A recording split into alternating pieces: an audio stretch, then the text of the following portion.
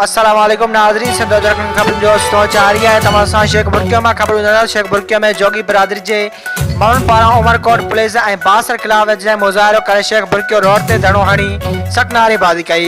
उन मौक़े ते मुज़ाहिरनि प्यारो जोगी, खमीसो जोगी, बाबू जोगी, रामजी जोगी, राजू जोगी, लीमो जोगी, मसरी जोगी ऐं ॿियनि सिंध न्यूज़ सां ॻाल्हाईंदे चयो त कुझु ॾींहं अॻु भयल ऐं रांगड़ बिरादरी के बासर हथियारनि के ज़ोर ते उमरकोट भरसां ॻोठ चबड़ी में जोगी बिरादरी के घरनि ते हणा करे फायरिंग कंदे 8 ॼणनि खे ज़ख़्मी कयो ऐं घर ते कब्ज़ो कंदे घरनि में पियल समूरो सामान खणी वरितो। जॾहिं त उमरकोट पुलिस जोगियुनि सां थियल ज़ुल्म जो केस दाख़िल करण लाइ तयारु न आहे।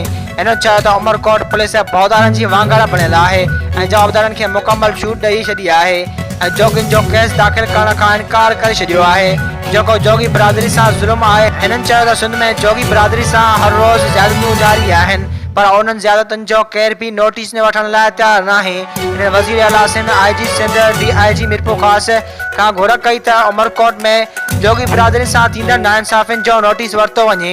संदन घर ऐं प्लाटनि तां बासर जा कब्ज़ा ख़त्म कराए 8 ॼणनि खे ज़ख़्मी कंदड़ जवाबदारनि ख़िलाफ़ केस दाख़िल कंदे नाइल ऐं वांगारू SHO उमरकोट खे हटायो वञे।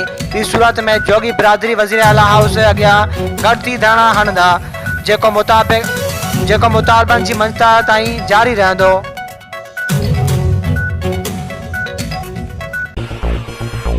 वधीक ख़बरूं ॾिसण लाइ विज़िट कंदा असांजी वेबसाइट www.sindhajraknews.com।